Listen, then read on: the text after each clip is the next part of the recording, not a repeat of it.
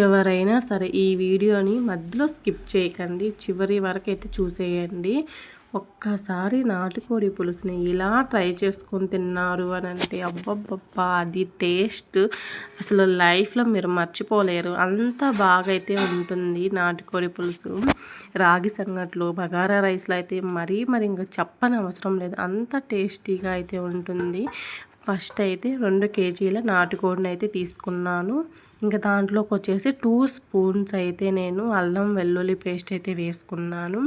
ఆ తర్వాత వచ్చేసి దాంట్లోకి కొంచెం పసుపు, అంటే 1 స్పూన్ పసుపు వేసుకున్నాను. నెక్స్ట్ వచ్చేసి దాంట్లోకి కారం అయితే ఒక 4 నుంచి 5 స్పూన్స్ అయితే తీసుకున్నాను. నేనైతే 4 తీసుకున్నాను. మీ దగ్గర మిరప్పొడి ఎలా ఎలా ఉంటుందో నాకు తెలియదు కదా. నేను చెప్పిన ప్రకారం అయితే కొంచెం కారం ఎక్కువ ఉంటే మళ్ళీ నన్ను తిట్టుకోవద్దు. కానీ మీకు రుచికి సరిపడా కారం అండ్ రుచికి సరిపడా ఉప్పు అయితే తీసుకోండి. స్వీట్లో అయితే నేను కన్సిస్టెన్సీ చెప్పగలుగుతాను, ఫుడ్లో నేను చెప్పలేను. ఎందుకంటే ఉప్పు కారం అనేది ఎవరెవరి టేస్ట్ని బట్టి వాళ్ళు వేసుకుంటారు. అందుకనేసి అయితే నేను చెప్తున్నది ఏంటంటే రుచికి సరిపడా ఉప్పు, రుచికి సరిపడా కారం అయితే వేసుకోండి. మిగతాటి అన్ని ఇంగ్రీడియంట్స్ చెప్తాను. ఇక్కడ వచ్చేసి ఇంకా 2 గ్లాసెస్ అయితే వాటర్ అయితే వేసేసి విజిల్ పెట్టుకుంటున్నాను. ఎందుకంటే చిన్న మంట కదా, నాకు ఉడికేసరికి లేట్ అయితే అవుతుంది. అందుకనేసి నేను ఒక 3 విజిల్స్ అయితే పెట్టుకున్నాను. మనకి ముక్క చిదురు అవ్వకూడదు, మనకి నాటుకోడి ముక్క చిదురు కాకుండా ఉడకబెట్టుకోవాలి. ఒక్కసారి అయితే ఉప్పు కారం అన్నీ కలిపేసుకొని ఇంకా విజిల్ అయితే పెట్టేసుకున్నాను. విజిల్ వచ్చే లోపు అయితే ఈలోపు మసాలా అయితే ప్రిపేర్ చేసుకున్నాము. 1 కప్ వచ్చేసి ధనియాలు అయితే తీసుకున్నాను. 2 కేజీలు కదా, మసాలా కొంచెం ఎక్కువగానే ఉండాలి. దాంట్లోకి వచ్చేసి ఇంకా నేను ఇవి తీసుకున్నాను. ఇవన్నీ మనకు దొరుకుతాయి: చెక్క, లవంగం అండ్ మిరియాలు, అల్లం, తెల్లగడ్డ, ఎండు కొబ్బరి కానీ పచ్చి కొబ్బరి కానీ.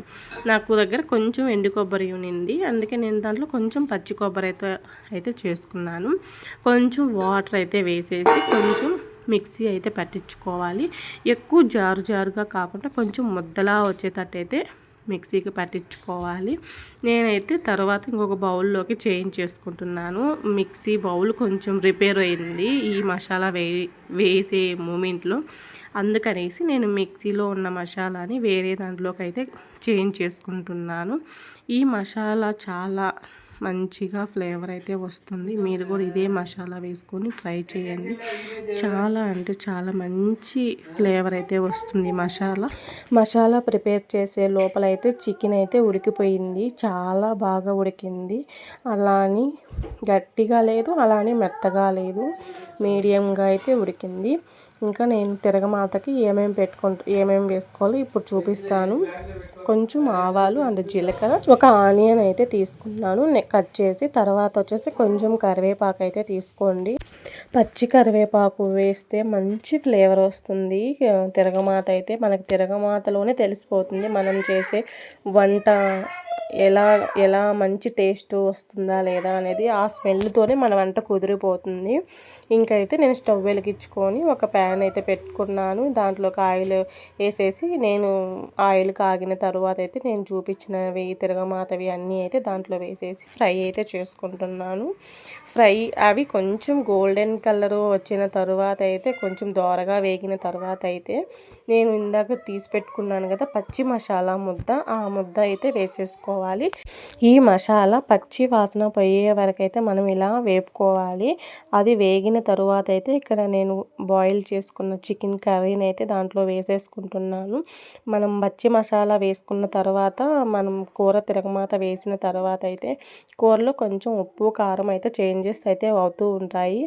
మీకు ఉప్పు కారం ఒకసారి అయితే చెక్ చేసుకోండి. పచ్చి మసాలా వేసుకున్న తర్వాత అయితే అప్పుడు దాన్ని బట్టి మళ్ళీ మీకు ఎలా కావాలో అలా వేసుకోండి.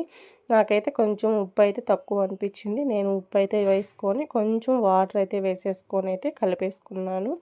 ఇంతేనండి. కొంచెం వాటర్ వేసుకున్న తర్వాత అయితే కొద్దిసేపు బాగా బాయిల్ అవ్వనివ్వాలి. కొంచెం సేపు ఇలా ఉడికిన తర్వాత అయితే దాంట్లోకి పుదీనా, కొత్తిమీర అయితే చల్లేసుకోవాలి. ఇంతేనండి. చాలా చాలా మంచి టేస్టీగా ఉండే చికెన్ కర్రీ, అది నాటుకోడి పులుసు ఇంత మంచి ఫ్లేవర్తో మీకు నాకు తెలిసి ఇంకెక్కడా దొరకదని నేను అనుకుంటున్నాను. ఒక్కసారి ఈ ప్రాసెస్తో అయితే ట్రై చేసి చూడండి. నేను చూపించిన మసాలాతో అండ్ నేను చూపించిన ప్రాసెస్తో ట్రై చేసి చూడండి. చాలా బాగా అయితే వస్తుంది. ఇలాంటి మరిన్ని ఫుడ్ వీడియోస్ కోసం అయితే మన ఛానల్ని ఇప్పుడే సబ్స్క్రైబ్ చేసుకోండి. మరిన్ని ఫుడ్ వీడియోస్ నేను పెడుతూ ఉంటాను. నేను ట్రై చేసిన అంటే నేను నేర్చుకున్న ప్రతి ఫుడ్ వీడియో మీతో షేర్ చేసుకుంటాను. షార్ట్ వీడియో పెట్టేసి అందరితో కాకుండా ఫుల్ వీడియో పెట్టేసి ఫుల్ ప్రాసెస్తో ఫుల్ మీనింగ్తో అయితే మీకు వీడియో అయితే అప్లోడ్ చేస్తాను. ఈ లోపు అయితే మన ఛానల్ని అయితే సబ్స్క్రైబ్ చేసుకోండి. థ్యాంక్ యూ ఫర్ వాచింగ్ అండి. Please do share and subscribe my channel. Please